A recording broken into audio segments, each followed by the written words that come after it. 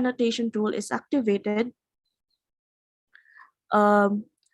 you might unconsciously swerve your arrow towards the speaker's presentation and draw unnecessary lines that may block the participant's view on some text and images on the slides.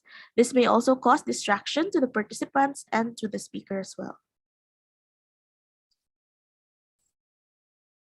So if you have questions while the talk is ongoing, you may put them in the chat box below or the chat box. After the talk, you will have a chance to ask your questions, but we wish for you to only use the chat box rather than voice because of our time constraint. So your inputs on the webinar will help us improve our next webinar. So please do not forget to evaluate. So after you have answered the forms, you will be given a proof of participation. Evaluation link will be opened right after the webinar and shall remain open for only 15 minutes.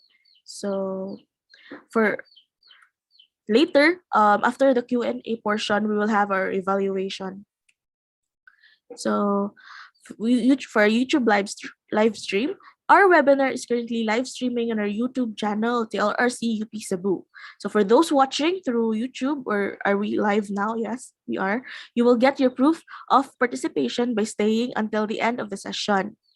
We'll be announcing the instructions at the live chat, so please stay tuned. And if you want to inquire, if you have something to ask us or talk, if you just want to get updated for our future webinar and trainings, don't forget to follow us on our official Facebook page, which is the Teaching and Learning Resource Center, University of the Philippines, Cebu. And you may also subscribe to our YouTube channel, TLRC UP Cebu. So you may also review our past webinars on that channel. So you may also visit the tlrc.upcebu.edu.ph. That is our official website. And if you want to send us mail or if you have problems getting your certificates later, please do not hesitate to email us at lrc.upcebu@up.edu.ph. So, na si Sir Mike, andyan na si Sir Mike. So, to introduce our speaker for today, so here's Sir Michael Galorio. Sir Mike, okay na? Yes, hi, good morning everyone. So I'm having an internet connection problem earlier, no? So I'm sorry for that. So it's my honor to introduce our resource speaker this morning. He finished his undergraduate in mathematics degree at the Mindanao State University in Iligan Institute of Technology. A few months after graduation, he went to Cebu City to try his luck and had his first job writing business and financial stories for a knowledge process outsourcing company. It was here that he gained the appreciation of what the internet can offer and how systems can be made efficient.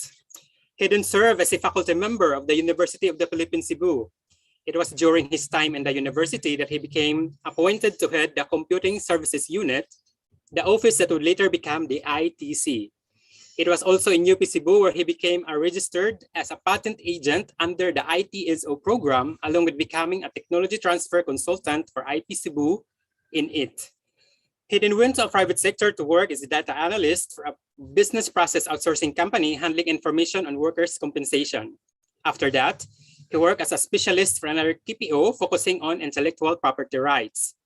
His return to UP Cebu started by being a consultant to the ITSO and then later becoming the project leader of the first ever National TBI Summit under the UP Cebu in it. He formally became one of the administrative staff of the university in 2019 of March under the Technology Transfer and Business Development Office. In addition to being a staff of the TTBDO, he also served as a patent officer of UP Cebu managing the university's IP portfolio and helping various clients with their intellectual property concerns. He also manages the TBI facility of the UP Cebu in it as it helps local startups to grow. His various expertise includes intellectual property, information technology, IP protection, valuation of software, and innovation. Everyone, let us give a virtual applause to Mr. Jason Nieva. Good morning, Sir Jazz. Morning, Michael. Good morning, Noel. Good morning, everyone. No? So thank you for that introduction, Michael. So let me share my screen. Okay, so again, no, good morning everyone. So just a quick lang na review no, of what Michael mentioned. So I'm Jason Nieva. I'm serving as the patent officer of UP Cebu. Then I'm also part of the innovation ecosystem as the one tasked with technology transfer of the university. And I also help startups, whether from UP Cebu or from the community in the journey no, to become a full-fledged company. So as with every session, if you have if you want me to have similar trainings or other IP topics that you want for your company or your university, you can just email me at itso.upcebu@up.edu.ph, and then maybe we can discuss that one on how we can go about similar training. So it can be something like this na ano lang siya no, parang overview or general topic, or we can also have more specific trainings or more technical trainings. For today, we're going to go back a bit no, to patent, to understand patents. And if you've attended the previous sessions, last time, for example, we discussed IP and gaming, but in that discussion, we only touch upon the topic of patent in a sense that we look into how gaming companies or software companies were using the intellectual property to protect their products. Similarly, during the discussion on software and IP, we also touch on patents a bit, but again, more on techniques no, on how we could protect software, especially for startups and even for universities. But this time, I'm going to give a somewhat an overview of the patent system, what do you need to look out for when you have an invention, ano yung dapat babantayan mo, and is it really an invention? And then we'll touch a bit on the process itself, no, just to see kung ano talaga yung dadaanan mo in terms of the actual filing. And also in a bit, no, so for those of you using desktops or even those on tablets or mobile phones, you try to ano lang, no, you try to answer. I'll try to have some sort of interaction content, no? Some interactive question and answer, just to kumbaga na medyo relaxing yung konti yung atmosphere natin. Okay. So let's start things off with this one. Sige. Yung mga pwede maka-type sa chat if you can. What do you think? Ano tingin nyo itong product na to? Of course, hindi ko nilagay pa ng parts, no? But tingin nyo ano siya? Sige. Tingin nyo, ano kaya itong product na to? So, has different parts as you can see from the number. Meron siya 4 na something else. So, ano kaya siya? Can you imagine? Ano? Okay, nasa, you don't really need to, halimbawa, you don't really need to post yung mga hindi gusto, but at least you can think, no? Ano kaya to? What is this invention all about? Sige. Sige. We'll go to the title, no? So, it's actually called a forehead support apparatus. So, meaning, of course, as mentioned, it helps support your forehead. So, ang question is, how? Ano kaya to? Saan mo kayo makikita to? Tingin niyo. Saan kaya natin pwede makita to? I mean, it's not necessary na ginagamit siya, but if ever it was marketed, halimbawa, tingin natin, kaya siya makikita, no, itong forehead support apparatus. Di ba? Parang napaka-technical niya, pero actually, as you will see later, ano lang pala to. It's a very simple device. No? So that's a fun. So ano kaya siya? So actually, if we look at the filings, this is actually, ito siya. Di ba? It's actually a forehead support, no? At the urinal. So as you can see, at least, pag ano yan, it's good news for the boys, no? Para pagpagod ka. So hindi mauntog yung ulo mo. So that's the thing about this, no? So again, that's an invention. Also, we wouldn't think about that. But as you'll see later, may mga ano yan, may mga reasons din siya. Ito. So these are two figures. So if you look at it, para siya naka-attach. It looks like it's attached to the face.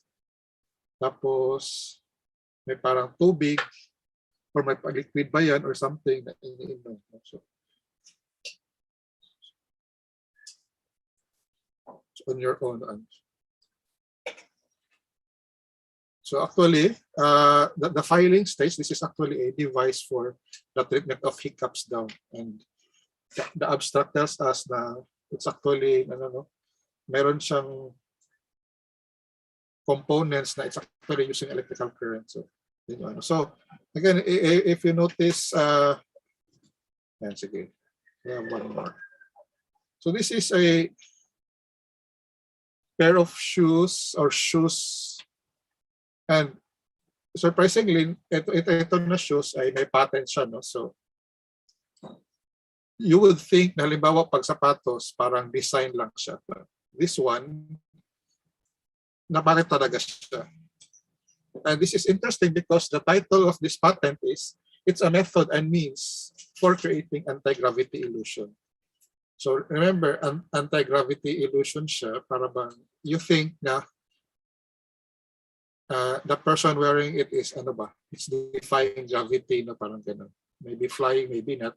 So in that sense, halimbawa, if you were given this, no, ito yung binigay sa'yo, can you imagine how this particular product works, no? Halimbawa, how do you think this product works? Sige nga. Since silent na, so ano na tanong natin? Si Noel. Type mo sa chat, tingin mo ano yung kayo na lang ni Michael yung ito, tanongin. Sige. Ano tingin niyo ang purpose? Sige nga, Noel. Ano to? Na sapatos. So it's a means for creating anti-gravity illusion. So illusion lang siya. No? So meaning this doesn't really parang defy gravity, but it makes you think na Sige, ikaw Michael, sige nga, type mo nga. Lulutang. Parang lulutang ka kasi nga illusion. Yes, so si Sir Paul is correct, no? So this is the same shoes, no, that was patented by Michael Jackson in order to do this particular dance step. So yan yung patent. How it works is actually may parang nail dito na portion na from the floor para papasok para he can do this. But of course, it's still showing that you need to have body strength. But again, the shoes helps you para hindi ka mag-slip. So that's a good, good. And then this one, ito familiar, I think familiar to most people. So 1, 2, 3, 4, 5, 6. So these are contraceptive pills, no, or birth control pills. Now, medical on a aspect of invention, one of the things that we say no when it comes to birth control or contraceptive pills is may unique kasi na features. This particular parang medicine, it has a very unique feature compared to other sabihin na natin other na medicines or other na pills halimbawa, no? So sige, what do you think is the feature niya? One of the features na, of course, it's not necessarily na siya yung pinatent, but it's a really good advantage, no, benefit of this of contraceptive pills. So pattern, sige nga, Noel, Michael, sige nga kung ano niyo. Ano tingin niyo ang compared mo halimbawa sa biogesic, no, or sa music, kaya yung what makes contraceptive pills different? Calendar, monthly, yes, it's definitely. Actually, no, when you think about it, what makes this product unique in a way is that it's one of the first, I think. I'm not sure if it's the only one. It's one of the first na parang medicine that's actually preventing something, no? So the birth control pills is of course preventing fertilization. Compared mo sa halimbawa sa biogesic. Why do you take biogesic? Kasi may fever ka na, di ba? Why do you take Nuzet? Kasi may sipon ka na. But sa birth control pill, it's preventing something. No? So, piniprevent talaga niya. Compared mo sa other medicine na you need to have the condition, then you take the medicine. So that's one of the para advantages, no, na hindi pa natin nakita for other illnesses. So can you imagine if you were to take na this particular medicine tapos hindi ka magkakasakit. So that's hindi pa yan nakita, but in this case, nagawa nila for birth control pills. Okay, sige, so we'll have more examples later. But based on those examples, it's safe to say, no, the hiccup, even the Michael Jackson inventions need not be on a large scale. It can be something on a personal level, no? Na hindi naman kailangan na inventions per se na kailangan talaga na it can change the world. No? Hindi siya ganun. It can be something as small as may gusto ka lang i-improve and ginawa mo siya. But the question then later is it patentable and is it really worth filing a patent, no, or filing protection for intellectual property? So yan yung magiging tanong mo later na you had this problem, na-solve mo siya, is it really useful for other people or baka sa'yo lang yan na problema? Okay, sige. One more example before we go, no? So these are 4 parang features of personal computers, point and click graphical user interface, laser printer, Ethernet. So the point and click is more or less the mouse yan na function. So what do these things have in common? Aside from being electronics or aside from being equipment, ano tingin nyo something in common?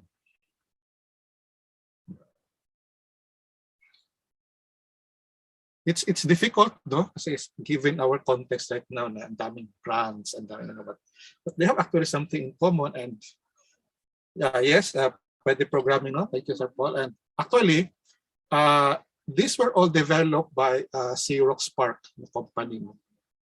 The initial research was done by Xerox PARC. Sila ang unang naggawa niya sa R&D, sa personal computer, laser printer, etc. But the question then is,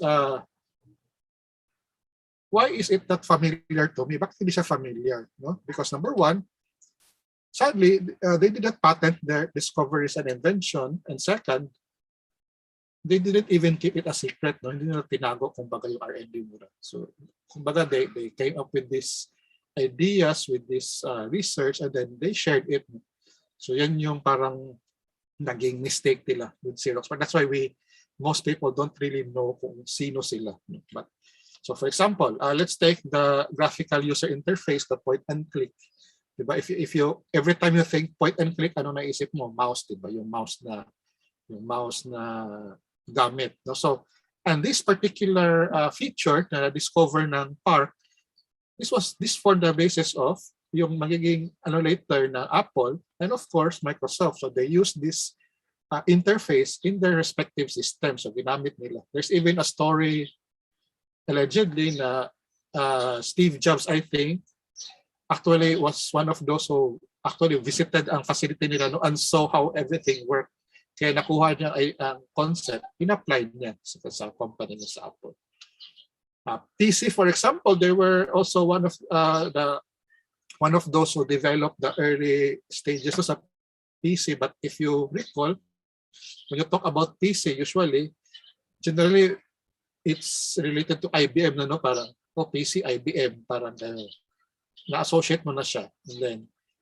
And then again, for laser printers, usually comes to mind, no? It's usually HP. So we think about HP na printer. So that's the thing, no? Na in the case of PARC, of course, they were a big company, pero hindi nila take advantage, no? Ang patent system to protect their products. So can you imagine, no, the royalties lost sa mga sa mga features na to if they were able to manage to protect that? I mean, it's even maybe we can also assume na if they were really protecting the patent, nahirapan din ito ibang company siguro to start what they're known for now. So HP, for example, will it be really able to develop the printer kung na protect ng park yung patent. On a more local na example, I looked at some previous news, and a good example is this is Dr. Cruz. This is a national scientist from UP Diliman who discovered mga toxins from snails from 1970s to 80s. So the work done was they isolated this portion of the amino acids from some of the snails, and it made her famous for the toxin na discover niya, and it gave her numerous recognition. And the idea here being, diba, if you imagine it, diba, ano nangyayari if may toxin, if na person, diba, nagnanumb yung body mo, you couldn't feel anything. So for Dr. Cruz, one of the result was, of course, they were able to study the relationship between the body, the nerves, etc. But on the economic aspect, di ba, ano nangyari pag may poison, may toxin, di ba, nagnanumb yung part ng body na, meaning it was a good ingredient or a good component for a painkiller, which actually what eventually did some of the toxins, since they could control the activity of the nerves, they were used to develop painkillers. And according to this article, as of 2006, for example, that painkiller was estimated to have a market capital of around $8.2 billion at 2006.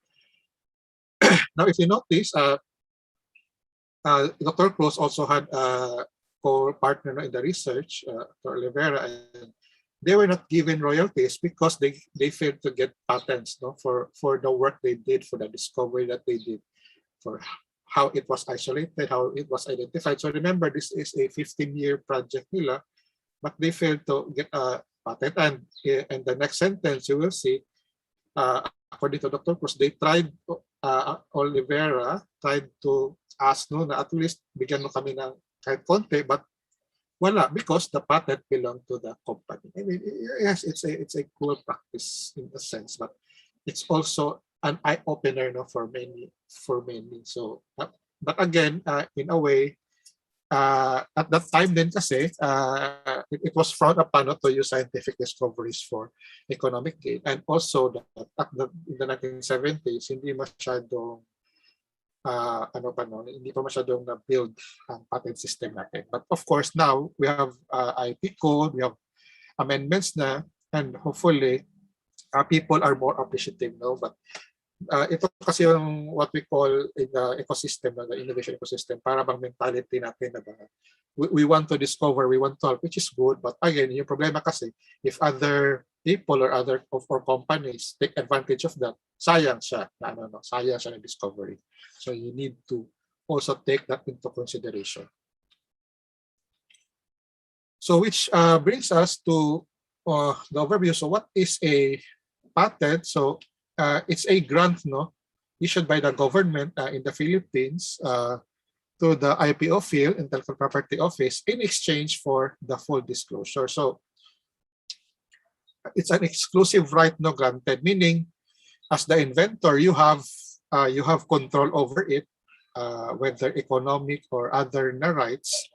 And as you see sa first natin na sentence, it's a grant issued, but in exchange for the full disclosure, meaning you have to tell the government that this is what my invention is all about. This is what my product is all about. You have to disclose it to them, because the idea is the government through IPO field, they will be the ones to study na, okay, beneficial nga to, and para bang, yes, it can help a lot, and it will give this inventor advantage to get ahead of the competition. So it has to have a full disclosure. But again, you're thinking na, so anong point na makaprotect, if what's the point of protecting my invention? I-disclose ko pala. So that's why in the patent system, they have a different language. They have a different way of presenting things in such a manner that the IPO field can understand it, but for some people na just looking in, mahirapan sila to understand kung ano yung sinasabi invention. So we tend to use, I don't know, parang mga weird na words. So for example, instead of saying halimbawa this device uses a lot of screws, for example. So we don't say a lot, or we don't say many, or sometimes we don't say the numbers. So sometimes we say a plurality of screws, parang gano'n. No? So at least we can hide the actual number. So may mga gano'n na techniques when it comes to disclosing, because again, you have to disclose. You have to tell the government what is your invention all about. So it gives, again, the exclusive right to the inventor to exclude others from making, using, or selling the product of his or her invention during the life of the patent. And the life of the patent is usually 20 years from filing. And the idea here is 20 in some countries, not they have less, some countries have more. But basically, what this is saying is that this amount of years should be enough for you to recoup whatever expenses na nagasto mo in terms of R&D, or even in making the prototype. Hopefully, yung 20 years, nabawi mo na yung nagastos mo in developing your invention or your product. So yan yung parang sinasabi niya na protection. And we don't give perpetual protection because we want improvements on products. Kasi paano siya mag-improve if wala? So imagine if ang patent sa telephone na yung telephone did not expire, diba? So it's possible na hindi tayo makagawa ng smartphone tapos magpapaalam ka pa sa kanila. We need to pay them, no, in order to use that particular product. And in medicine, for example, this is one of the reasons for na you have, if you're a pharmaceutical company, or if you're in the academy, you're developing a medicine, you have 20 years to develop and market, do trials, because after 20 years, that particular medicine, that particular formula is going to be available to the public for them to use. That's why, diba, you have branded medicine, but later on, meron ka ng mga generic na medicines. Kasi nga, yung protection ng that particular medicine has expired. So that's the another example also is not to disclose my age too much, no, but during the for example, I think mga late 80s, early 90s, if you noticed at that time, for those who were present at that time, no, the energy drink then was Gatorade, ang marami. They have the patent for that. When their patent ended, the patent protection ended. That's why ang daming naglabas na rin ng different energy drinks. So Powerade, may mga gano'n na tayo na mga other na products, no, because that at that time yung parang formula nila, it was protected under a patent, which had, of course, limited lang na lang. Okay. Now, a patent is valid only in the country or region where they have been granted. So what we're saying here is if nag-apply ka ng patent sa Philippines, then your product is only protected in the Philippines. If you think your patent or your product is going to be a success, for example, in Japan, then you need to file a patent in Japan. The patent system, however, what we call as the PCT, or the Patent Cooperation Treaty. Now, what it does is isang filing ka lang, ng signatory countries covered ka doon. But of course, it's going to be expensive. But the advantage is protected ka in a lot of countries. No? On the reverse side, this is also what we call it as freedom to operate. So halimbawa may nakita ka na product or invention sa US. Pumunta ka na US or let's say Europe. Tapos may nakita ka, so gusto ko tong invention na to. No? Parang I think pag ginawa ko to sa Philippines, I can earn money, parang ganun. So what you do is you go to the database, you search if it's been filed in the Philippines. So pag hindi siya na-file, pwede mo siya gawin dito. Ganun, no?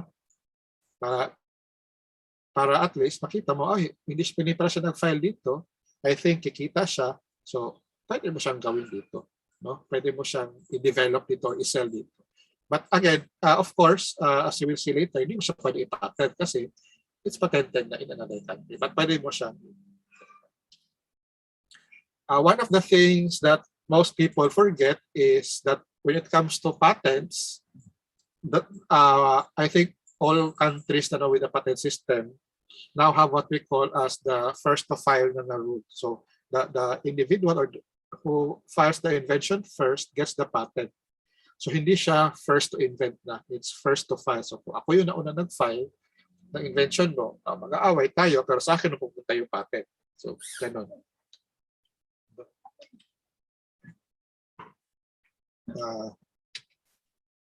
We'll go back to this itong first to file later.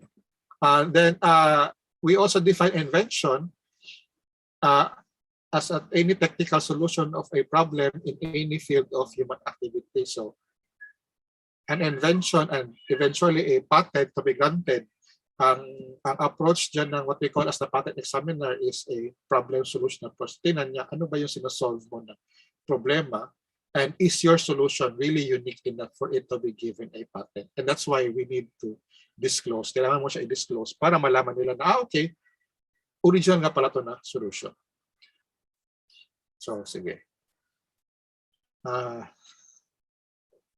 We'll just, on the mention of invention, we'll just, sinama ko na lang to, just to, just to clarify, no? Kasi when we hear the word invention, the average person will always think na galing naman talaga Pinay, but we need to clarify something. So for example, there's always this talk no na Agapito Flores was the inventor of the fluorescent, but of course we know now it's not true kasi if you look back at the records, the first patent filed in relation to the fluorescent lamp and then compare it to Agapito Flores was actually the time na 4 years old pa lang si Flores. So it's impossible for him to have invented it. So mga first na patents, meron na at that time, no? I think meron pa fluorescent din talaga na bulb si Edison himself. So it's not a true na. No? However, when we talk about inventions or even products, meron naman tayo mga Philippine something to be proud of. So for example, let's say Magdalo Francisco Sr. Would you happen to know who Magdalo Francisco Sr. is? Na aking dalawang favorite, Michael and Noel. Sige. Sino kaya si Magdalo Francisco? Wala idea, Michael. Actually, no, kabalo si Noel. So actually, Magdalo Francisco isn't really the inventor, but actually, Magdalo Francisco or si Mafran, he was the one who came up with a method to mass produce the first banana ketchup. No? So siya nag-mass produce. But the one who developed that formula, the recipe was Maria Y. Orosa. So siya ang nag-develop, no? And I think this has been certified by the National Historical Commission. And if you look at the background, this was a time na nag-shortage kasi yung tomato. So they used bananas instead. So si Maria Orosa yung nag-invent, si Magdalo Francisco yung mass produce, no? Yung method to mass produce. So different siya. So but of course, it's known for Mafran, which is a combination of Magdalo and Francisco. So si Mafran. I don't know si Jufran, baka si John yun. Okay. Now, when we talk about patentable inventions, this refers to a product, a process, and in the Philippines, they actually added this computer-related invention. We discussed this in a previous webinar. And then any improvement of the foregoing. So as you can see, when we talk about patents or inventions, it's safe to say na hindi talaga siya new in the sense na it's the first time created. No? So pwede siya new na para siya improvement to a particular process. So let's say sa example earlier, sa fluorescent or even sa banana ketchup, if you found a way to, let's say, make it sweeter or make it have a longer shelf life, the banana ketchup, then maybe that particular process could be patentable. No? So kasi you made an improvement to a current process or product. So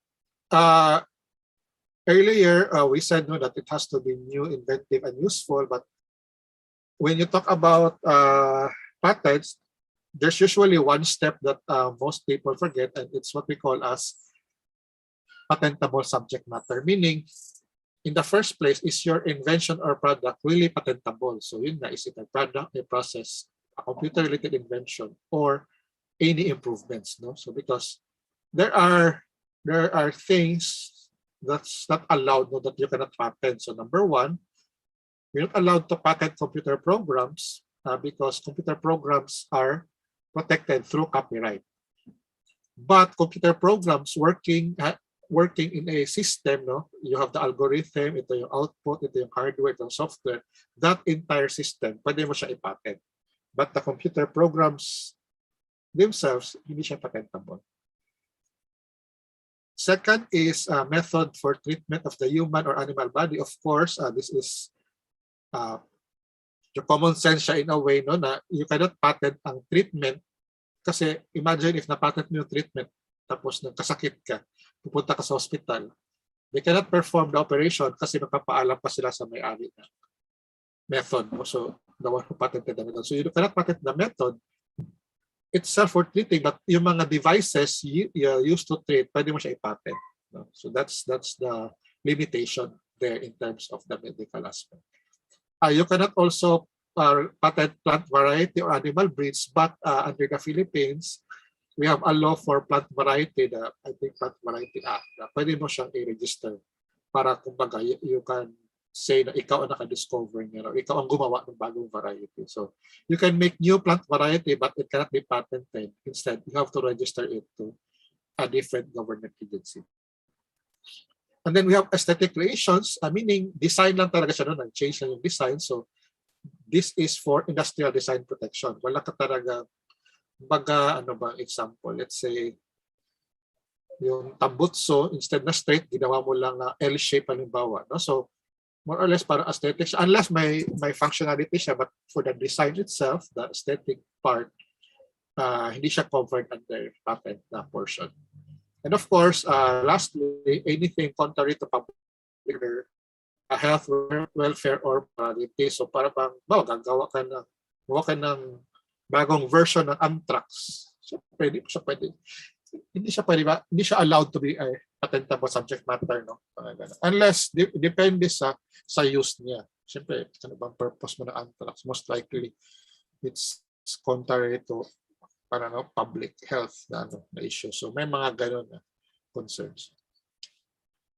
A second is when we talk about inventions, we have what we call as novelty. So novelty, an invention cannot be considered new if it forms part of the prior art, and we say prior art is an existence of evidence that the invention is already known. Meaning, ito yung invention mo, sinabit mo siya sa IPO field, nag-search sila, tapos may nahanap sila na something similar na nauna. So hindi na siya considered as novel, hindi na bago.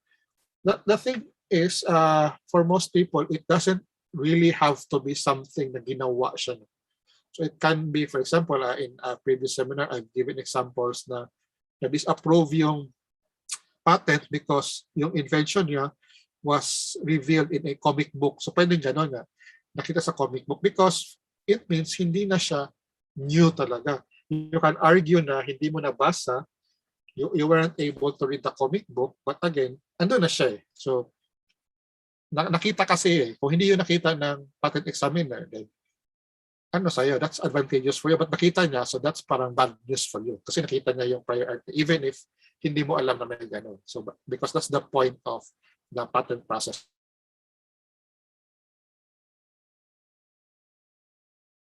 So in essence, what this is saying is that did you make your invention available to the public? No, so we have varied definitions of public, but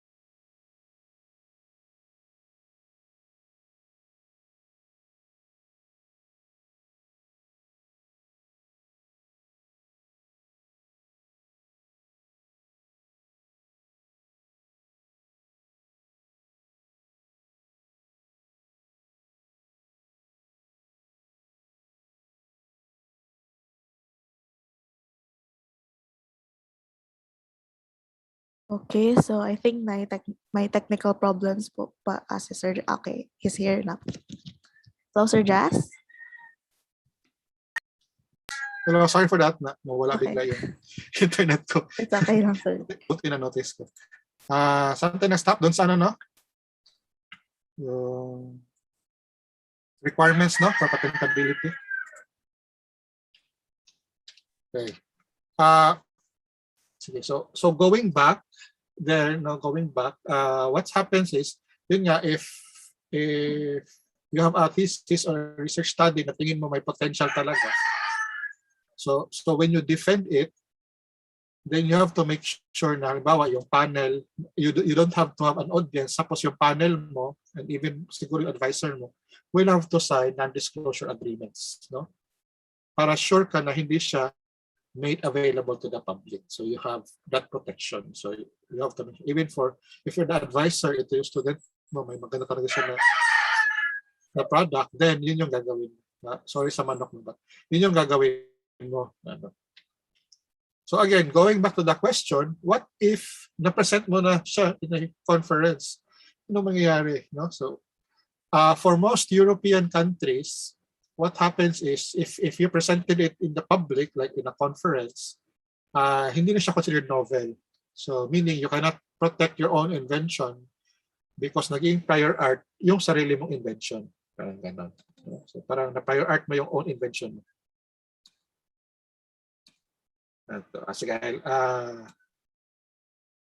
Sige, Sir Brandon, I'll answer that later. So fortunately for the Philippines, we have a similar system with the US.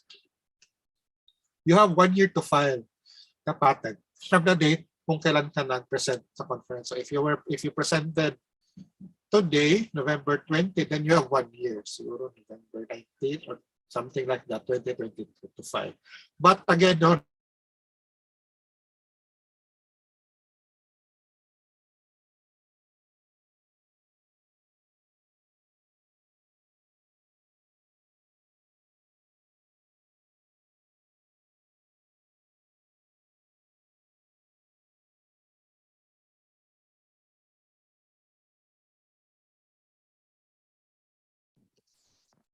All right, everyone. Sir Jazz. Yes, I think Miss Noel, meron talagang internet connection Oo. okay, problem mukhang ngayon. ano talaga sa Cebu ngayon? Hello? Hello, Sir Jazz. Mukhang meron talaga tayong problema sa Cebu. Sir Mike. Mukhang meron talaga tayong problema sa Cebu. Yes. sige, sir. Continue. Okay. Twice na. Hopefully, ito okay na siya. Anyway. Yung ano, so it's the first of all, pag nakita niya, then yun. Ano mangyayari? Then they will have the patent, no? You can fight for it in court, but ano lang yung magiging laban mo if ever copyright, kasi ikaw yung nauna nag-publish o nag-present ng research, but the patent itself medyo mahirap kasi nga first to file siya. So yun yung disadvantage, no? So you have to really be careful, especially when you're presenting in a conference. So for those in the academy, yun nga, if you have a research, you need to consult. If tingin mo may potential to for a possible patent, then you need to consult before mo siya i-present. So in the test for novelty, only one prior art is to be considered. So you cannot combine separate items, no, for the prior art documents. So example, ito yung prior art mo, sir. Prior art is a mug. It's a coffee mug. So, tapos, let's say yung invention mo is a coffee mug. Sandali ha. So let's say yung invention mo is a coffee mug na may biscuit dispenser. Okay. Now, novelty nyo, when we say something, it's not just limited to the feature, kasi to the, kumbaga sa itsura niya, no. So, halimbawa, in this case, if you compare, of course, we can say na it's really new kasi may biscuit holder siya or biscuit dispenser. But we also look at it in terms of features. So ano ba yung feature sa prior art? So it's a mug, may handle ka, may paglalagyan ka ng coffee. Yung sa'yo naman ngayon, may mug ka, may handle, pwede may parang portion na paglagay mo ng liquid, tapos may additional feature siya, which is you can place food or any other items na gusto mo. So in this case, it's safe to say na novel siya, no? Kasi nga, may iba ka na feature, may bago kang feature. Now let's say yung third, you have another invention, which is the coffee mug na pwede siyang pwede siyang kumbaga ma-measure niyo yung temperature, parang ganun, di ba? Or ganyan siya. So in this case, when you talk about prior art, you compare this one with each one individually. So you compare mo kung ano yung mas malapit. So ito, ano siya, no, mug, simple mug. Ito mug na may feature. So mas better na ito yung magiging prior art ko kasi ito yung mug na may feature din. So ano yung feature niya? May parang holder siya. Ako may feature na that can measure heat. So in this case, again, this is a simplified lang na examples, but in this case, we can say, okay, it's new kasi they both have additional features, pero yung ino-offer nila na feature is different. This one is to dispense food. This one is to measure kung mainit ba or kung may laman pa ba based on the temperature. Another example is, let's say, going back. So this is a mug na meron siyang built-in thermometer. So again, this can measure the temperature sa liquid inside, or it can also measure kung saan na yung liquid. But let's say your product is a thermochromic material, no? So meaning the material also increases in temperature. So nilagyan mo siya na parang design na malalaman niya, ito ganito dito na lang na level yung coffee ko, halimbawa, ito konti na lang. So comparing the two, they both have features related to temperature, but the way it's done is different. So ito may built-in siya thermometer, it's actually the material of the mug. So again, in this case, we can say, okay, novel na siya.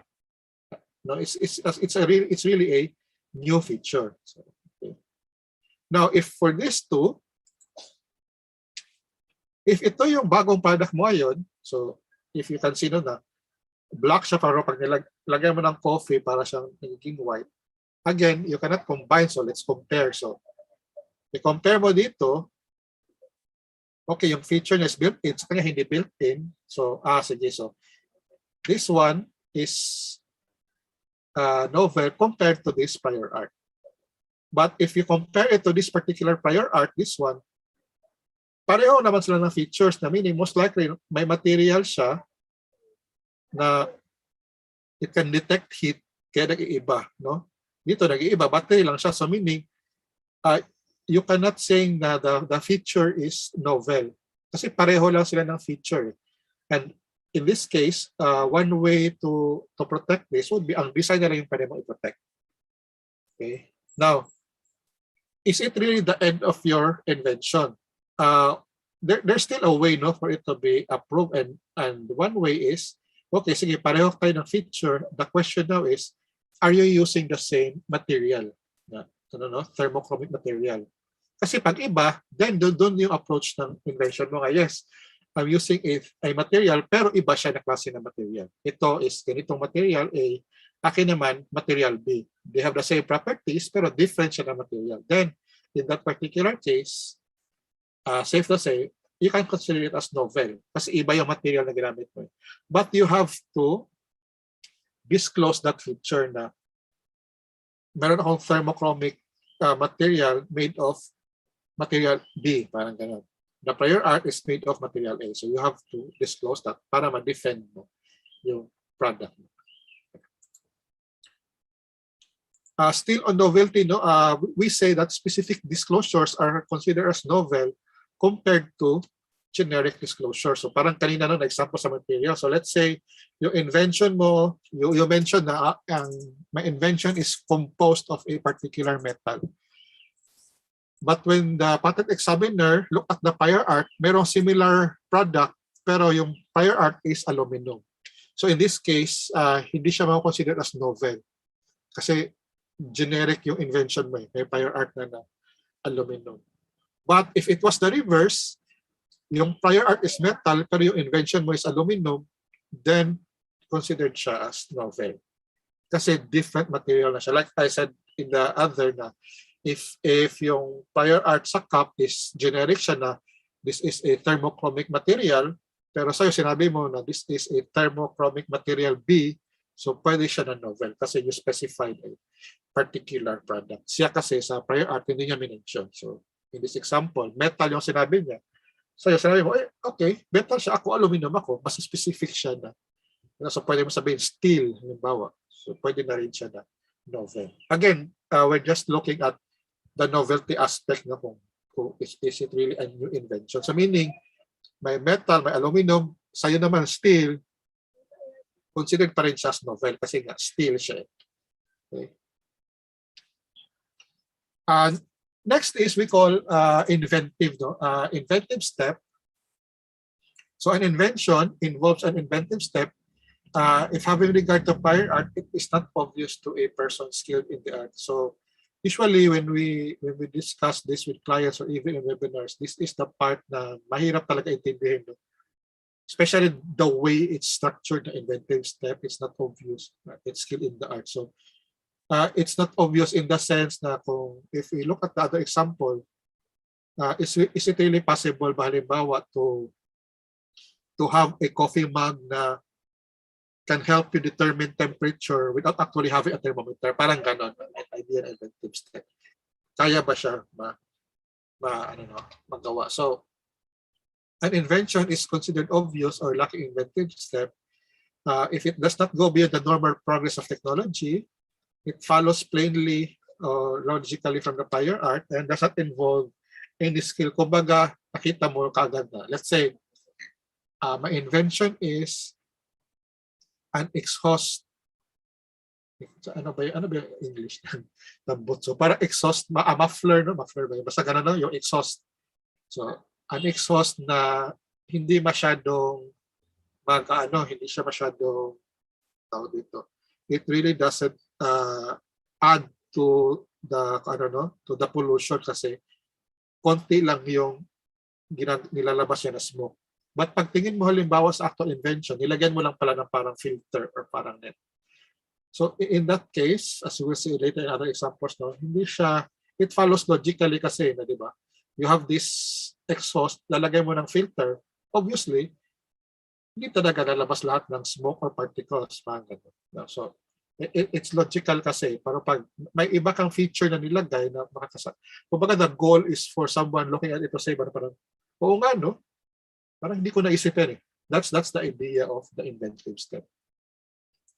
So a person skilled in the art is someone na, so grabe no, even if expert ka, the assumption is this is an ordinary practitioner with no inventive ability, is aware of the common knowledge, has access and to everything disclosed and can observe development. So in that exhaust example, may exhaust ka, nilagyan, ang goal mo is konti lang yung emissions niya, so nilagyan mo ng filter.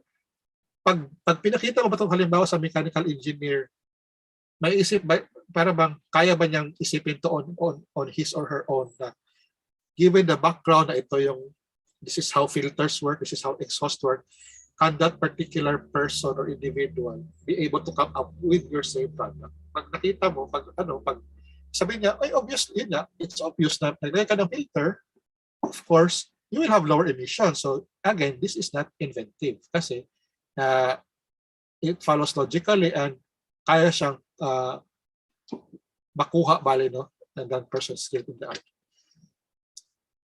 It also, dito papasok yung problem-solving approach, and usually the practice is, what the patent examiner does is, you have invention, parang kanina no, sa mug, ang dami mong prior art, hanapin niyo yung pinakamalapit na prior art. So, yung example natin na coffee na, yung mug na coffee na word, no? So, yung mga prior art niya is common na mug, yung mug na may biscuit, yung thermochromic material, saka yung thermometer. So, titignan niya, alin yung pinakamalapit dito. And then, once nakuha niya yung pinakamalapit, compare na siya. Ano ba yung sinusolve mo? Ano ba yung sinusolve ng prior art? So, titingnan ngayon ng examiner. Pag nakita niya na wala namang talagang differences, then considered siya as not inventive. No? So, or obvious siya for the person skilled in the art. So let's say example, no? So a device for watering plants having ito yung portion siya, no? So having a portion, yung body, handle, opening with lid, and a spout. So kukuha ka ng prior art, di ba? Tapos titignan mo. So sige. So among this tingin nyo saan yung pinakamalapit na prior art for our particular device for watering plants? Which of these 6 A, B, C, D, E ang pinakamalapit? No. So it has to have, so kung yung device natin has 4 parts, then we need to find a product na will have as much as those 4 parts, no? So it has to have a portion, a handle, a spout, a lid. Okay. So in this case, sa akin, thank you, no, sir. Pause. Sige, for the answer. Sige nga si Michael. Chamba Michael. Well. Sige nga, guess.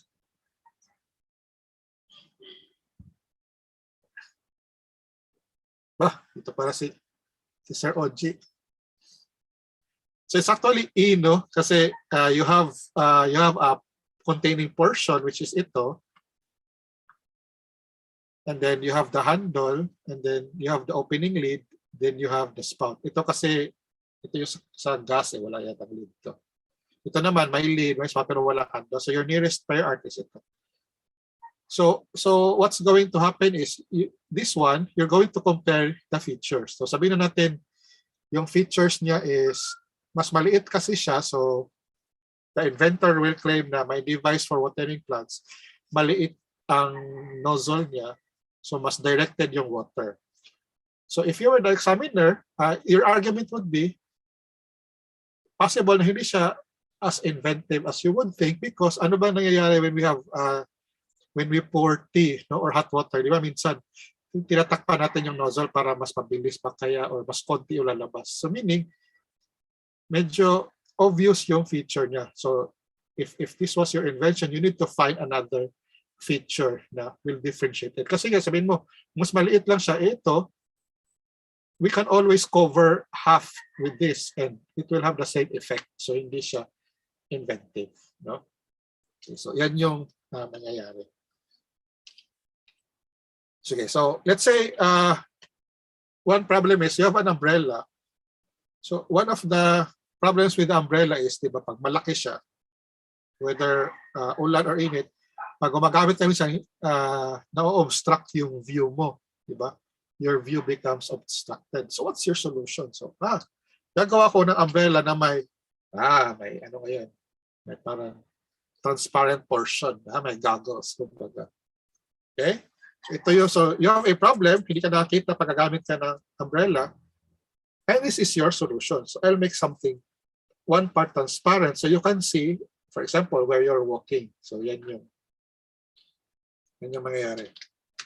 So again, if we go through the first 3 lang na step, so is it a patentable subject matter? Of course, it's a patentable subject matter because it's a product. So wala tayong problema. It's not against morality, it's not against public health, so okay siya. So is it novel? No? So going back sa previous example, we'll just look at the basic parts. So ano ba yung basic parts ng umbrella? So you have the handle, which is yung hinawakan. We have the wrap, which is itong part. No? And in your case, meron siyang transparent na portion. No? So again, this is a simplified example lang, just to give you an idea of how we go about the patent, no? In the patent process in terms of filing a patent for invention. So ito, so let's say sinabi natin yung prior art mo is this umbrella. So it has a handle, it has a wrap, pero wala siyang transparent portion. So for this particular prior art, safe to say, we can say, okay, this is novel kasi may other feature siya na wala dito. Second is, what if puro naman transparent? So my handle, my wrap, transparent siya lahat halimbawa, but sa iyo, portion lang kasi yung transparent. So again, so you can claim, for example, hindi ko transparent lahat kasi, halimbawa, para may konti kang privacy. Kunyari, no, parang ganon. So, again, based on these two na prior arts, we can say na, novel na siya. Kasi nga ito, wala. Ito naman, transparent lahat. Which is, sa'yo, gusto mo lang na may semblance ka of privacy, meron ka rin way to look. So it's patentable subject matter. It's also novel. So the question is it inventive? No? Yes, it solves a problem, but is the problem unique enough, no, for it to be said na, no? Most likely, the patent examiner will say na hindi siya inventive kasi ginawa mo lang transparent yung isang portion, di ba? And then when you make something transparent or non-opaque, of course, makakita ka. Di ba? So parang gano'n. So meaning anyone could have done it na parang kung nilakyan mo siya, whether malaki o maliit, the fact na you made it non-opaque, of course, makakita ka. So it's not inventive. So yun yung magiging disadvantage niya. So hindi na siya magiging inventive in the sense. Okay. So still on umbrella, no? Kasi maulan kasi yan. So in this case, yung problem mo is pag umulan, basa siya, nahirapan ka ilagay yung umbrella. Let's say on your porch or inside the house. So ang solution mo is ito. I think you're familiar with this. So this is the reversible umbrella. So reverse yung pagligpit niya so hindi mababasa ka agad. And then it can also function as it can stand on its own. So in this case, mas malaki yung chance niya na to be given a patent kasi of course it's new, di ba? It's novel because of the feature na reversible. And the function is it can stand. No? Kasi yun nga, if you were an expert at that time in umbrella na hindi mo alam ito invention na ito, baka isip ka ba na pag na-reverse ko pala siya, pwede siya maging stand. So that itself, there's a high possibility na inventive siya. Kasi nakaharap ka ng paraan to solve the problem. I-reverse ko lang yung pagligpit. So a reversible umbrella. And then pwede na pala siya maging stand. So yan yung difference between the two. So this one has better features. In fact, has more features than the other one. No? So ito siya, mas malaki yung chance na ma-approve siya for a patent. Okay, sige. Ito. Tingnan nyo, anong kaya tong device na to? Ganda ng device, no? I'm not sure if available na ba ito sa Philippines. Pero I'm sure magusto ito ng mga bata. And I think even adults. Okay, so this is a motorized ice cream cone. So may pupush ka lang na button, iikot na. So hindi mo na kailangan iikot yung cone. Kasi siya yung iikot eh. So mas madali mong makain yung ice cream.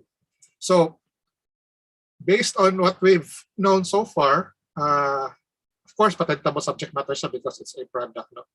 You can also argue na pwede siyang process in terms of the mechanism inside. So is it novel? So ano yung pinakamalapit mo na prior art? So your nearest prior art would be an ice cream cone. At in an ice cream cone, wala siyang mechanism, no, na iikot.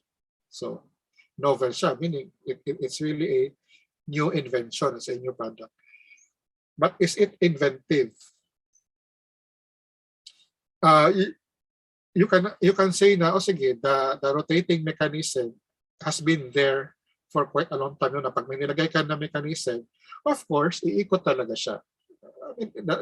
You would say for some na, obvious siya na iikot. But the thing is, for a person skilled in the art, let's say for a person na nasa ice cream industry, libawa, at that time, maiisip ba niya na, what if maglagay ako ng mechanism sa code para automatic siya na iikot? Parang gano'n, no? Which means, this invention is actually, of course, the fact na meron siyang abstract, it's actually inventive. Kasi, di ba, parang nasanay ka sa code, maisip mo ba talaga na you would make a device na iikot na lang yung taas, no, para mas madali yung ice cream. So, for this example, yun nga, we can consider it as inventive siya ng product. So, we can file a patent for this particular product. Pero di ba, ang ganda, no? And if you notice the way they disclose their invention, they mention ice cream. Remember what we said earlier, no?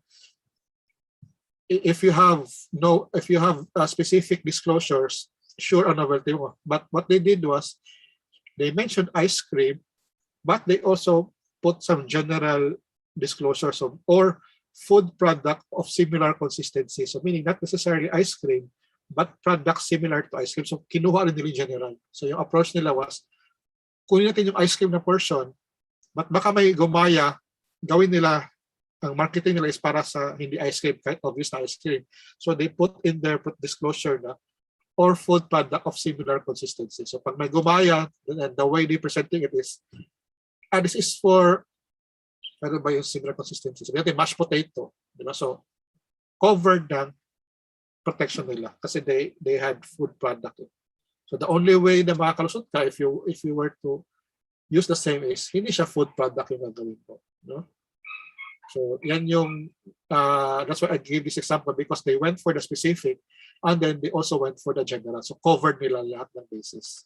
Now this is true, no? Especially when you're making a product na may food related. Dapat hanapan mo talaga ng way na you can cover all the bases. Ito.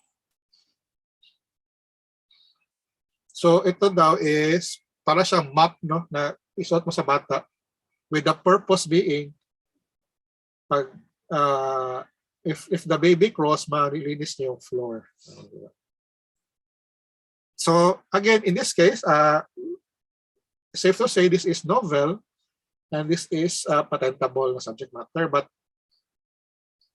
hindi talaga siya, it's clear na hindi siya inventive in the sense that even if wala tong diba? Even if wala tong orange na to, even if ito lang na blue na damit yung sinuot niya, pag umapang yung bata sa maduming na floor, malilinis siya talaga yan, kahit konti lang.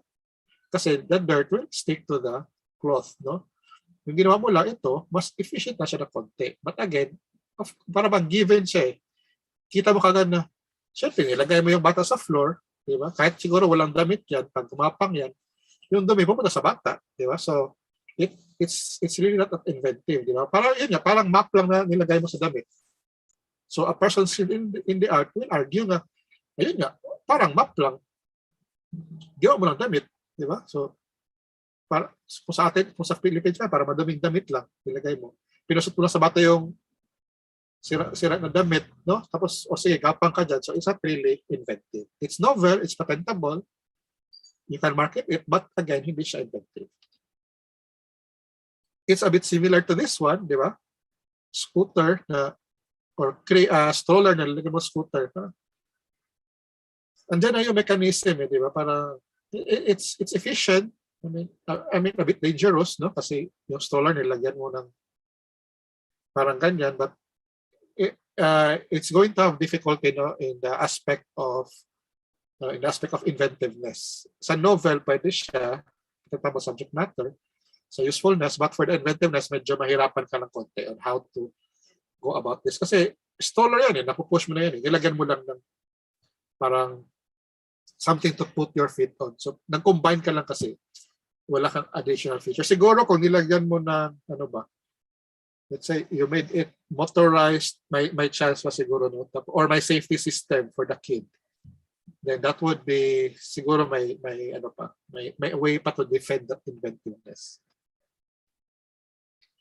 So the last requirement is it has to be industrial applicable, and an invention that can be produced and used in any industry shall be industrial applicable. So this boils down to what we call as the usefulness of the product. When you're filing for a patent, although required ito na criteria, it doesn't really mean na kailangan mo siyang gawin, no, i-produce and use. It's possible na for your own purposes lang, hindi ka pa sure na i-produce mo siya, but tingin mo may potential pa na for now. So for the patent office, yung titignan nila is, pwede ba ito siya ma-produce and use in any industry? So yun. So halimbawa yung payong, pwede siyang gawin. So it's industry applicable. But I think they included this criteria para lang just to ensure then to give an assurance to the inventor na kumbaga if the inventor decides to market or sell the product or the invention, meron talaga siya mabibentahan, no? Hindi siya na for nothing. Unless of course you're just in it for the invention, but for those they really depending on it to sell. So ito yung a good way for the patent office to determine na okay, it can be produced and used by in any industry. So at least medyo may konting assurance as inventor na okay, may market pala ako dito or may potential market. It's also telling us that the patent office will also not accept inventions na kumbaga inventions that in a way defy logic or physics. For example, that you claim that your device is the usual example that we give is a perpetual motion machine. So you claim that this will produce unlimited energy. So in that case, what the IPO field will do is to check for the industrial applicability, meaning magpapasubmit sila sa iyo ng prototype. Kasi tingin nila, this is not feasible, no? That it can't be produced or used. So you have to prove na it's really working. But for any other invention, parang yung sa payong, even if wala ka actual payong na nagawa pa, it's just a concept, it's a drawing, it's a blueprint. As long as the patent office can say, yes, this can be produced, okay ka na. But if the patent office will say, wait, para hindi to siya applicable or hindi siya logical. So they will tell the inventor, sige nga, gawa ka ng prototype and show it to us that it's really industrially applicable. So yun nga, if you have a perpetual motion machine, does it really work? Does it really provide unlimited energy? So kailangan mong gumawa ng prototype. So hindi pwede na basta-basta lang. And another example of this is there are actually patents na for about a flying car. Yung isa na example na patent na flying car is it uses magnets. So may magnet instead of wheels, may magnet siya, but the road also has magnets. So it's using the principle of magnetism na pag similar ko they will repel. So hopefully the car will float. So in that filing, the patent office did not ask for a prototype. Because looking at the invention, at the disclosure, nakikita naman nila na okay, it's the problem of the inventor on how to actually make it, kumbaga how to make it fly, so to speak, or float. But on a scientific aspect, pwede naman talaga na you have a magnet here, similar sila ng pole, so of course they will repel, no? So hindi siya maglalad. So the science is sound, then pwede siya ma-approve for patent. But in terms of actually producing, pwede siya ma-produce, but yun nga, it's going to cost a lot. But the idea is it can be produced. So that's why this portion is also important. Now, going back to the earlier example on inventiveness, so what usually happens is if hindi siya nakapasa for inventiveness in the Philippines, you have another option, which is the utility model, or in the US, sometimes they call it as soft patent. So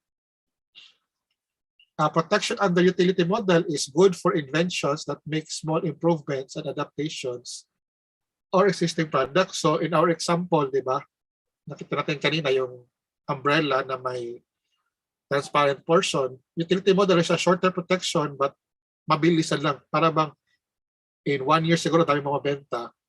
After that, ang dami nagagaya sa'yo. So that's a short commercial life. So yun yung purpose ng utility model.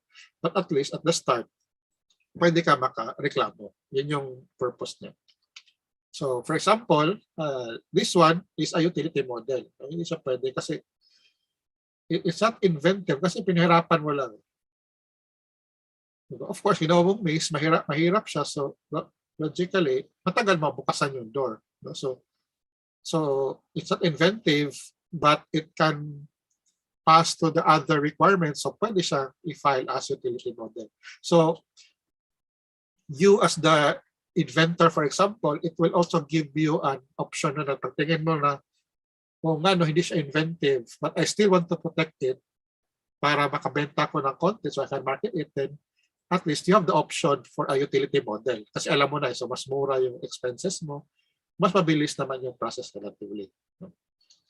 Another example of a utility model, di ba? Kasi ano ba yung purpose mo? Ayaw mo ng mainit na noodles. Nilagyan mo ng fan. Di ba? Parang, syempre, may fun, mawawala talaga yung init. So, di ba? Yan yung idea with inventive kasi. Is it novel? Yes, it's novel. Is it patentable subject matter? Yes. Is it industrially applicable? Yes. But is it inventive? Wala eh. Of course, mainit. Nilutok mo sa fan, lalamig talaga siya. So, parang ganun. Even if you just combine features. So, but you can file this as a utility model. So, at least, this particular design, protected ka for a certain amount of years. So, even if may gumawa ng similar na chopstick para mas maliit na fan, pwede mo siya i-complain for infringement kasi yun yung product mo eh. No? So, chopsticks na may fan. So, this is some of the differences. No? There's a lot, but ito lang yung pinili ko. So, when it comes to patents, for example, the application is published with a search report after 18 months, usually it's a utility model, before the issuance. There's really no examination deeper, and there's no inventive step. Again, no. But 7 years from filing date, and isa is 7 years from filing. So isa 20, isa 7. So mas maliit lang siya kasi nga, the idea is mauubos yung commercial value niya. Ang bilis niya. So in the Philippines, I think in the previous years, ang dami, we had a lot of utility models, but I think right now, the IPO field, with the help of the different ITSOs, they're trying to find a way na i-increase yung patents. And in our case naman, for UP Cebu, what we usually advise clients is that if my product let's go for patent lagi. No, mas mahal siya, but let's go for patent. If we can defend it properly or nakalusot, then it is granted a patent where the protection is 20 years. If hindi talaga nakalusot sa IPO office, sa patent examiner, kasi nga walang inventive step, then we can convert it to a utility model. So under the process kasi, I'm not sure what they're planning na to, but in the older na process, you can convert a patent to a utility model. But you cannot convert a utility model to a patent. So that's why we always advise, patents lang. Let's file it, and then if sabihin talaga ng IPO field na hindi talaga siya inventive, then we downgrade to utility model. But at least the protection is there. So meaning, while nag-aaway pa, andun na yung protection. So again, a good example is the umbrella. Kasi pwede naman yung competitor mo dito niya ilalagay or lalaki niya yung transparent na portion. So at least for the first few months or years, pwede mo ma-defend kasi you can say naman the way you disclose the invention, remember, is that pwede mo sabihin na may hole lang. You can sabihin mo na may part lang na transparent. No? So you can find a way to protect your product. So yan yung basic. So those are basically the four what they call that, the four criteria. Although if you look at the sa IPO field, usually ang three lang yung sinasabi nila, novel, inventive, and useful, but we also need always to consider. And when you're doing research on inventions, you look at the filings in the Philippines. One of the clues that I always tell clients is if you're going to do a patent search on your own, if you want to check if your invention is really new, you look at the first digit sa Philippines to. So you have that. If 2, this is a utility model. If 1 it's an invention. No, so if you notice, ano yung dalawa ko na example, so you have the process of baked breadfruit turmeric rice cake saka nipa syrup. So it's utility model, meaning wala silang inventive step. They're filing it as a utility model. But for the third example, it's a procedure for the production of food enhancers using dried and fresh orange peels. So if you notice, the way it's stated, so you have dried or fresh, scraped or dried. So kinover niya talaga lahat ng mga possible na aspect para hopefully once it's approved, mahirap siya gayahin. So nilagay din niya mango fresh and dried meat. So fresh na mango, dried pineapple. So ang dami niya nilagay na products as well as types of scraped or dried, just for you to be able to cover a lot of parts. Okay, so which brings us to it's gonna say para we can have some Q&A. So in the process, I think someone asked earlier na if you need a lawyer to help you write and file. Usually, it's you can actually approach an agent. No, before kasi, what happened was most of the lawyers, they were also the patent agents. They were the ones who took the exam. But when the IPO field started their ITSO project, the Innovation and Technology Support Office, they started training mga professors sa academe and even staff like me na, to also become a patent agent. So we can help write the patent and we can also help file. Ang sa amin is when the case, for example, if may nangyari infringement case, if darating sa court, hindi talaga kami pwedeng if the filing is, if the arguments lang is within the IPO field office, then we can help pa rin ang patent agents. But if court na talaga ang proceeding, then you will need a lawyer. But from the start, just to write and file, pwede na pwede nga minsan if alam mo talaga, pwede naman ikaw lang yung mag-file ng patent. So the first part of the process is, of course, your application for the patent. And for small entities, you're going to spend at least 2,000. And this is up to 5 claims. When we say claims, ito yung features ng invention mo. So in excess of 5 claims, you're going to have to pay. So kung 10 claims, I think I forgot if it's 80 pesos per additional claim, but may payment siya per additional claim. But 2,000 is the minimum. I'm showing this para at least you have an idea of the expenses. So once you apply for a patent, we have what we call as the formality examination. So dito, as the term implies, formality lang talaga siya, meaning they will look at, for example, is it patentable subject matter, number 1. And then they will also look into yung filing itself, no? Yung documents na, halimbawa, sinabi sa rules na yung margin is, ganito dapat yung margin, ganito yung size ng paper, then they will check yung filing mo if you meet the requirements. This was difficult before kasi they had requirements na dapat ito na pencil yung gamitin mo, ito na pen. But with online filing, medyo mas easier na siya, no?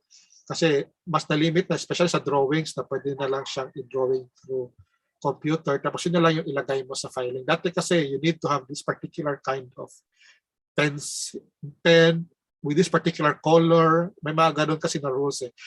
Dapat sa application, ganito na font. So the examiner will tell that. And the good thing is, if you fail in any of this, it doesn't mean na hindi na approve yung patent mo. They will tell you na ito yung, we found some defects in your application, please correct them within the prescribed time. So bibigyan ka naman ng chance not to correct everything. So mali yung spacing.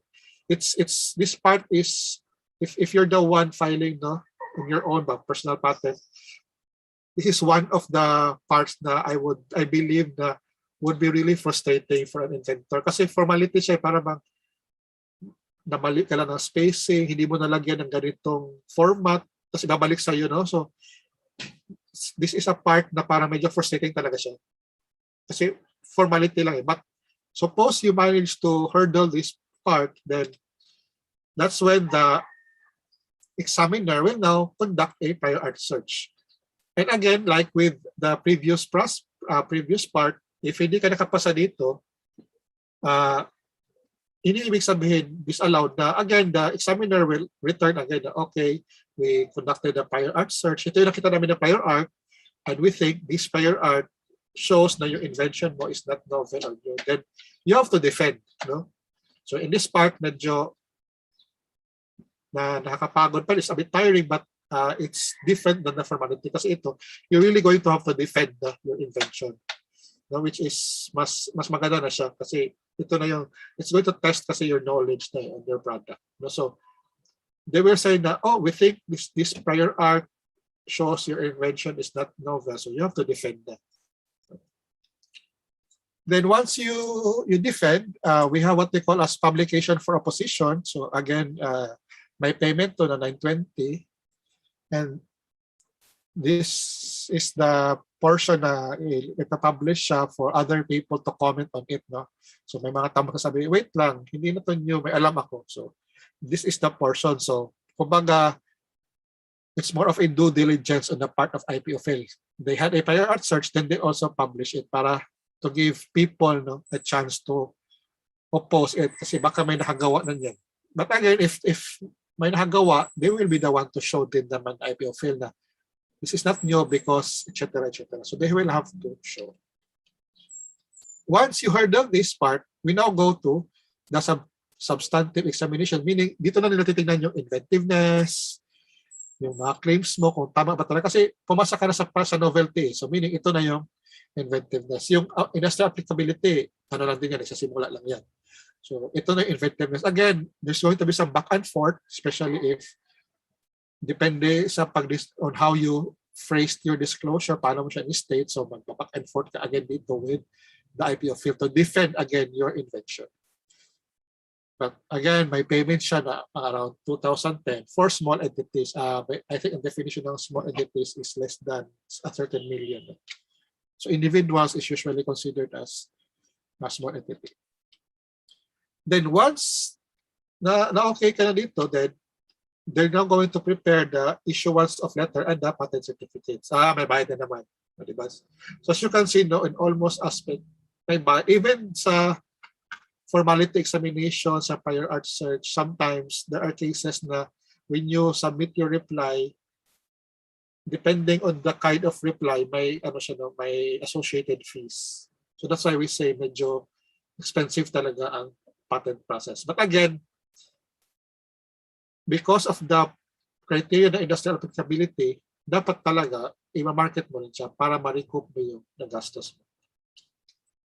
And then dito na ipapublish yung granted. So once you get the patent certificate, the IPO field will again publish it on their e-gazette na ito yung mga na-publish na patents. So para ba additional proof siya na again, so 1, 2, 3, 4, 5, 6. So this is generally 7 steps, but may mga sub-steps pa yan depending on how clear or how unclear your disclosure is. In the past also, medyo it took a while, it took longer, sometimes 2 years, sometimes 3 years. But I think, I believe IPO field right now is trying to find ways to shorten the period.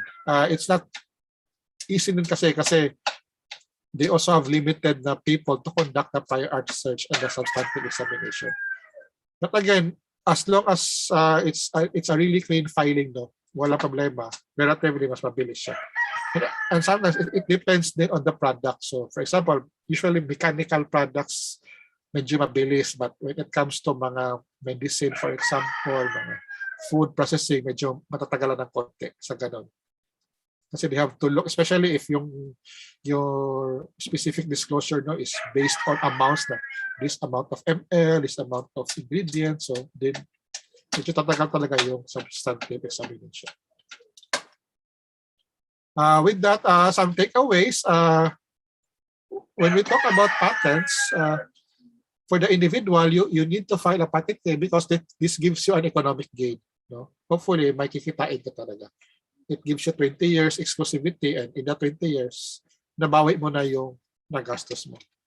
For companies or institutions, whatever it is you're developing, by filing a patent kasi, it increases the market value. So if you're going to, let's say you're an academic, you're going to find an investor, mas mataas na yung value niya kasi the patent is there.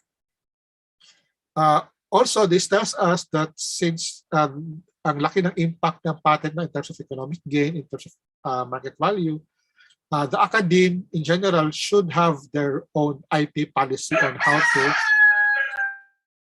on how to deal with these concerns na napabaw. Ang professor na nag-file ng patent, ano yung mangyayari sa so halimbawa siya yung naka-discover or gumawa ng product na to, ang university yung gumastos sa research or gumastos sa mga fees for filing the patent. So who's going to earn the money? Kanina pupunta yung pera, kanina pupunta yung intellectual property rights. So the academe should have an IP policy para malaman nila na sino yung may-ari or if kailangan mag-sharing, magkano yung sharing. So in UP, we have that, na yung explicit amounts for sharing, ito yung amount na pupunta sa inventor, ito yung pupunta sa college, etc. And by having by thinking about patents, it allows you to conduct a what we call as a patent search, no, which hopefully will help improve your invention. Kasi nga, you also widen your knowledge kung ano yung mga available na invention similar. So pag nakita mo na, ito yung invention ko, nag-search ako or may kapareho siya. So yung gagawin mo ngayon, don't just give up on that invention. Instead, tingnan mo, okay, pareho kami, but ano kaya yung parang limitations nung nauna sa akin? Baka yun doon ako pwede mag-focus. Parang ganun. So, nakita mo, ito may limitations siya on this aspect.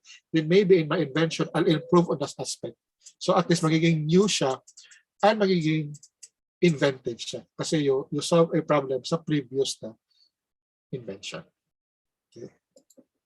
So, and with that, I end our quick webinar, no? And thank you to everyone for taking the time to listen. So, back to you, Noel and Michael. Thank you very much, Sir Jas, for that very comprehensive discussion on patents. So, of course, we learned na the things na ano yung mga kailangan, what are the things that are patentable or not, and then the requirements for the patentability of the invention, or also the difference between patents and utility models and the process of filing the patent.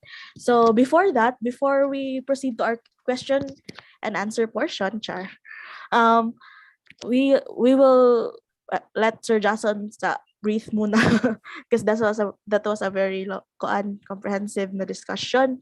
So there are a couple of questions for you, Sir Jas. So maybe let's give him time to prepare muna for the Q&A, and we will also promote some of our webinars and upcoming webinars this November, and this November, this month. So let me share my screen first. So this is our webinars. So this will be a series of webinars in celebration of the National Science and Technology Week. So this is with Sir Jason as well and other speakers. So on November 23rd, we have Fab Lab creating with the community amidst a disaster. And then November 24th, 10 a.m., Project Abag, helping communities through research. And we have Going Up, Usapang Pananaliksik, that is still on November 24, 1 p.m. We also have the Click Lakbay, a Metaverse Experience, November 25, 2021, 10 a.m. And for the last event in that for NSTW, Reboot Teaching Robotics in an Online Environment, same November 25, 1 p.m. Also, we still have our third leg for this series with Sir Jason, bringing your brand to Facebook with Mr. Jason Nieva. So that is on November 27 at 10 a.m. So hoping to see you guys in those webinars. And lastly, we have the Knowing More About Safe Spaces Act, the law, with Attorney Leo D. Batad. So this is also in line with the Philippine Commission on Women's 18-day campaign to end violence against women in partnership with the Gender and Development Office of UP Cebu. So that is on November 27, 2021. So we will have back-to-back with Sir Jas. All right.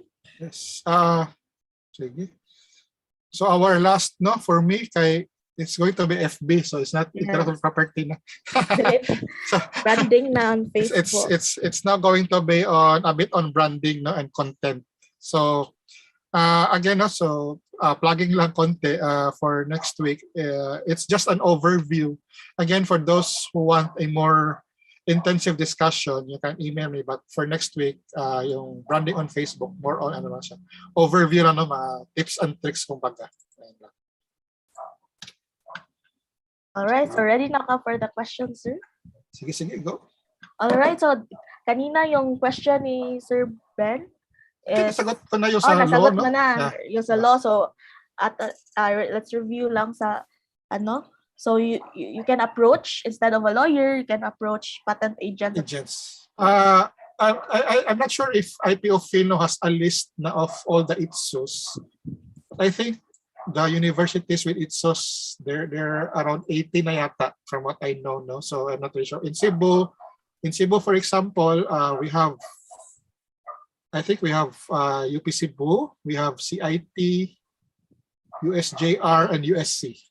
No, so that's the ITSOs for the here in Cebu province. So yun, we can help naman talaga.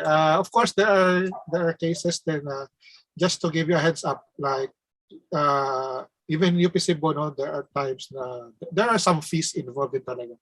Even if I don't know, pwede sila free of consultation, but for some na work, especially sa patent, may mga fees talaga na involved.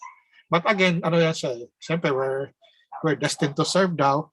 Destined to serve talaga. So, ano siya, ano tawag natin doon naman? Negotiable. The fees are negotiable. So, okay. So, yeah.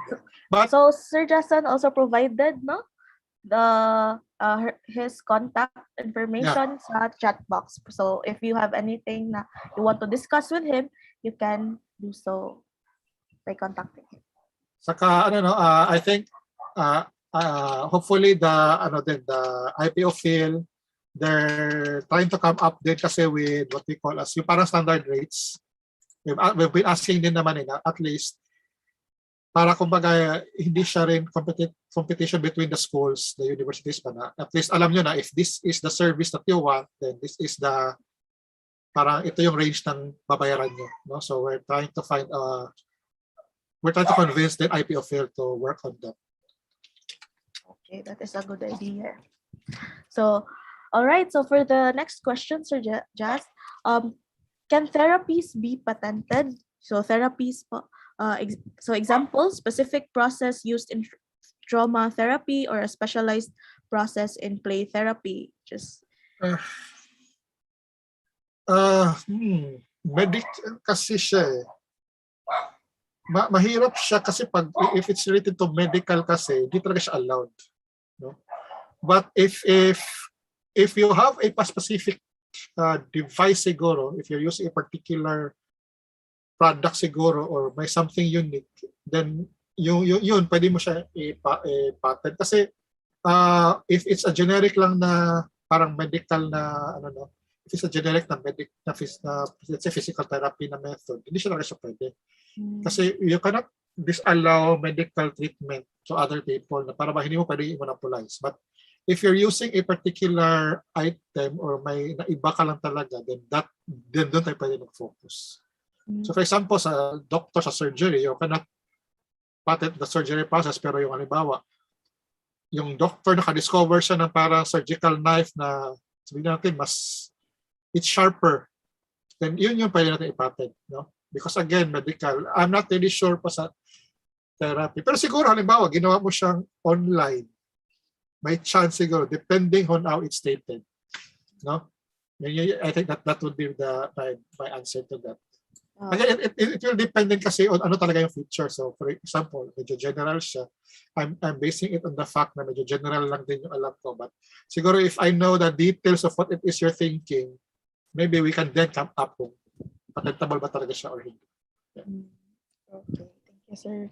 So another question, can you file a patent with a claim that can do one procedure or another similar procedure, but not both? So it's like two inventions. So ano yun? Parang ano niya? I-file mo siya na two inventions na tama? Yes. Can you file a patent with a claim that can do one procedure or another similar procedure, but not both? So it's like two inventions. Yeah. So actually, we advise talaga clients na if your invention, for example, has two features na medyo ano talaga siya, no, it can give different effects, then you file it as two inventions. No? Mas better siya na ganun. There's a part kasi din in the process na if na-file mo, it's possible that the examiner will say na itong final mo parang pareho lang siya. They will give you the option later on to combine it. But we advise kasi na i-separate mo muna. And sometimes nga, yung parang for those with the resources, no, sometimes we advise them, file ka ng 3. 2 independently, file ka rin na combine siya. So we will try to find a way kung paano, ano nangyayari pag combine. So parang gano'n, no? We try to, yun nga, because we want to cover all the bases. No?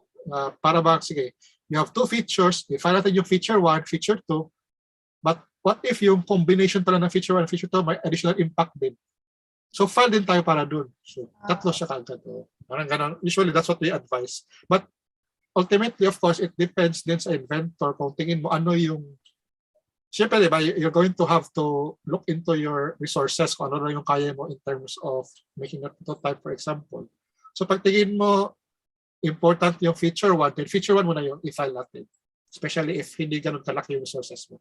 But we will advise you to file as many as you can in a particular invention. All right, thank you for that, Sir Jazz. So, may follow-up lang kanina, not a follow-up, but another question. Let's say, are the educational programs like common based on patents, or common materials are just copyrighted, but the method itself is not a patent? The materials is copyrighted, yes. Ang method kasi, mathematical method siya eh. No, you cannot patent it kasi methods eh. Even business methods. So, hindi siya, so I think hindi ko nalagay din pala no na not patentable subject matter yung business methods and even games. No, you cannot, I think for those who attended yung sa gaming natin na seminar, di ba, na I mentioned na the mechanics, the game mechanics, hindi mo siya pwede i-patent. Pero yung other features, pwede may patent. So in the case of common, method kasi siya, hindi siya pwede i-patent talaga mathematical methods. So para mo sinabi kasi na, can you imagine if i-patent mo yung Pythagorean theorem? Wala makagamit kami. Yeah. But here's the thing. But if that particular mathematical method, I'm not talking about common na, but in general. But if you have a particular mathematical method na may unintended effect siya, then yun ang pwede mong i-patent. So let's say you have this, there's a news, I think this year or last year na there was this high school student, halimbawa, na he discovered a way to factor big numbers, no? Yung mga, let's say, 50-digit na numbers, so kunin niyo yung prime factors. And that's a mathematical method. So the method itself of getting the prime factors, hindi mo siya pwede i-patent. But the fact that using factorization in decryption, yun ang pwede mo i-patent. Na this process can be applied to, for example, encryption, then yung whole system na pwede mo i-patent. But itself, the mathematical method, hindi talaga siya pwede i-patent. So yun, yung common kasi, di ba, parang sabi na 1 + 1, patent mo. It's a method din kasi. No? But if may other effect ka sa method mo, then maybe yun yung yun yung pwede mo i-patent. Yung patent. Okay. So, maybe we can cater 1 or 2 more questions, sir. Si Sir Benji. Sir, paano po kapag hindi agad na-approve yung patent request dahil may kailangan i-modify like po yung materials or colors na requirement kaya binigyan ng second chance. Tapos during the second attempt, hindi pa rin pasado. Patent would be granted po ba or may third chance pa po? Yeah, talaga, there's a lot of back and forth din talaga, no? Na so it's either pwede kayo umabot ng 4th or 5th, kaya matagal yung process. Sometimes ang ano namin dyan parang joke namin is para bang it's going to test kung sino yung unang bibigay, no? Kung ang inventor ba o your patent office. But you have to define, but eventually it will come to a point kasi na the patent office will say na kumbaga you have to find kasi kung ano yung gusto talaga nilang sagot eh. Kasi kung ito yung gusto nilang i-defend mo, tapos iba yung na-defend mo, wala, talo ka kagad. But if na-defend mo siya, tapos nanghihingi sila ng clarification ulit, okay pa siya. That's why we have the prior art search and substantive examination.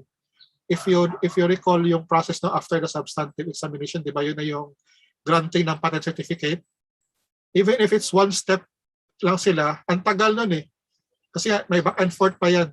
Na ang daming mangyayari dyan. Defend mo na naman. But in your question na in terms of modification, you really can't modify a lot. No? Hindi mo pwedeng ang laki ng modification mo to the point na iba na yung na-file. Kasi pag ganun, you need to file a new filing. So, sabihin niya ito, ano kasi, kung ano yung file mo, yun yung i-defend mo. Yan yun eh. So usually, if you really have to modify something, and you think malaki yung effect, then disregard mo yung first, file ka na lang ng bago. Yan yung mas mabilis. Okay, so next po, how can we get certified to become a patent agent? I'm not sure pa if the patent office is applying, if is opening for yung mag-open. So far kasi sa ITSOS eh. In our case kasi, we were the first batch of ITSOS na nag-take ng exam. Just to give you an idea, at that time, syempre face-to-face pa, we had 1 week na training, na 8 hours per day. So after 5 days, the next week, exam kagad kami. And that time, hindi pa computer, pencil talaga. So I'm not sure if, I think I'll hopefully, I'll try to see sa patent office. I'll try to tell them if pwede sila magbigay ng if may mga information regarding being a patent agent. Kasi yun, hindi naman talaga required na law ka na background, but you need to undergo seminars and trainings before you can take the exam. Okay.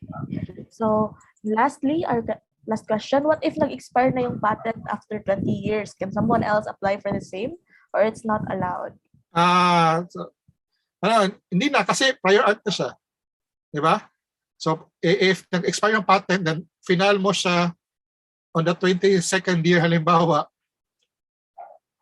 tatama ka agad sa prior art. Pag tingin lang, prior art na to eh. It's not novel. So, yes, hindi na siya allowed. Alright. Okay, thank you very much, Sir Jas. So, thank you, everyone.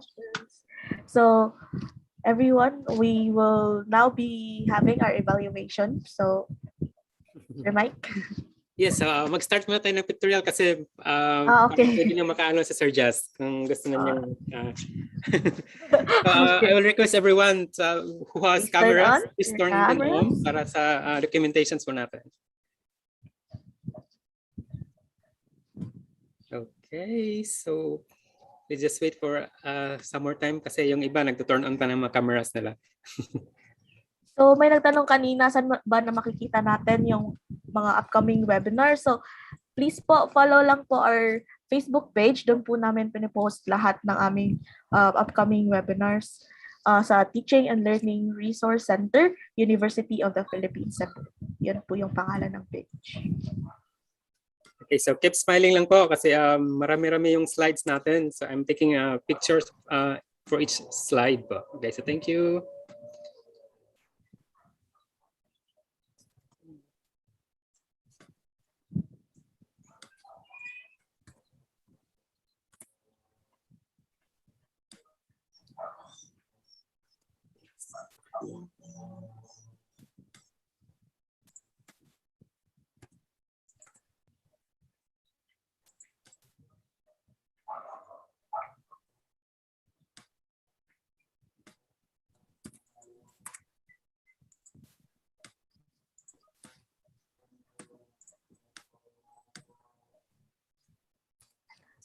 Sir Keith, nasa post din po namin alongside sa mga webinar posters po na pinopost namin sa aming Facebook page. Andun po sa description yung mga links din po ng webinars. Click nyo lang po yung links, tapos sa desired webinar nyo po na gusto salihan, and then you'll be directed po sa mga registration forms. Okay, so thank you so much everyone for joining po sa pictorial po natin. Thank you, Sir Jas. Thank you, Sir Jas. Miss Aisha will be announcing po in a few moments yung sa e-certificate. So I'll share my screen again. So before we issue sa evaluation, mag-reminders muna po tayo para ma-lesson po yung mga mali po sa evaluation po natin. Okay. Thank you po, Ms. Noel. Our evaluation and processing of e-certificates are automated. Please make sure to type in the correct spelling of your name since this will reflect on your e-certificates. Also, please be mindful in typing your email address because it is where you'll receive your certificates.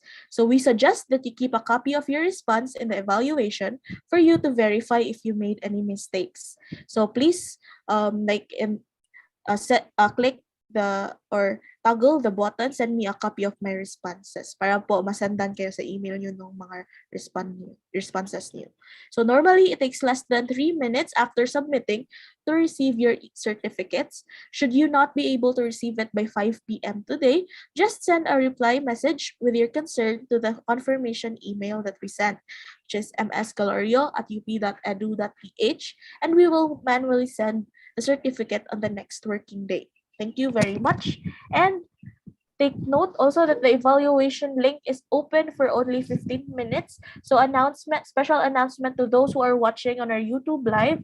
So please go inside our Zoom meeting now so that you can also answer the evaluation form.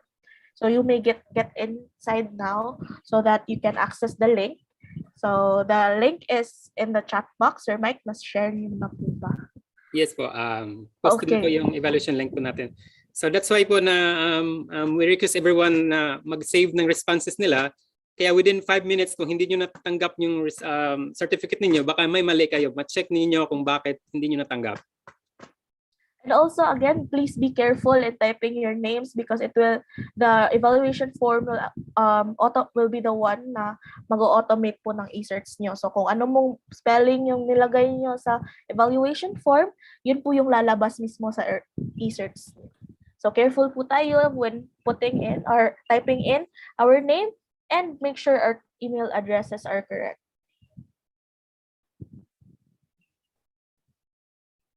So again, thank you everyone for gracing our event today. So in behalf of Miss Jera Gumalal, so thank you very much, which is not present today due to personal reasons. Thank you very much. So again, I'll flash again na lang the upcoming webinars which are also posted po again sa PLRC na Facebook page. Please like and follow us sa Facebook, Teaching and Learning Resource Center, University of the Philippines, Cebu. Yes po, so the upcoming webinars natin, open na po siya. Nag-accept na po siya ng mga registrations. May mga registrants na po at the moment po. Thank you. Yes, and may upcoming sa December din po. Meron pong around two webinars sa December.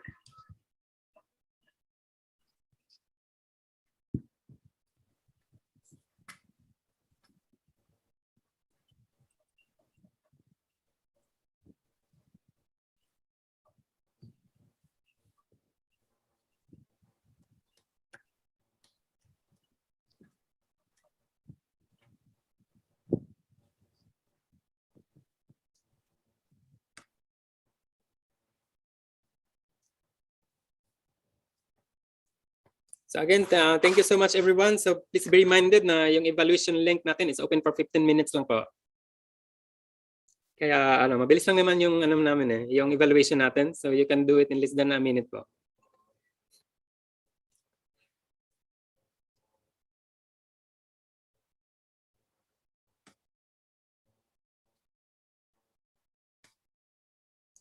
Di ba may tao ba sa YouTube natin? Naka-silent ka.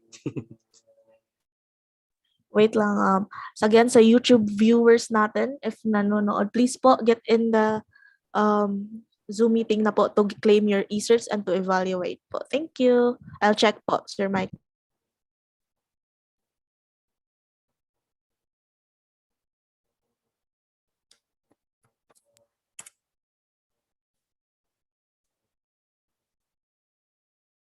Yes, nandiyan na po yung link natin, evaluation link natin. So after making the evaluation, i-refresh nyo lang po yung web browser na ginamit nyo para sa email address na ginamit nyo. For sure, nandun na po yun. Mabilis lang po yan. So, yes, in-automate po talaga namin yung namin para sa inyo. Iba talaga Sir Mike. Okay, so mga 10 na lang Sir Mike ang nasa YouTube. Okay. So I think I'm stopping the YouTube na. Okay, pwede na. Thank you. Thank you po. Alam na nila po. Thank you everyone.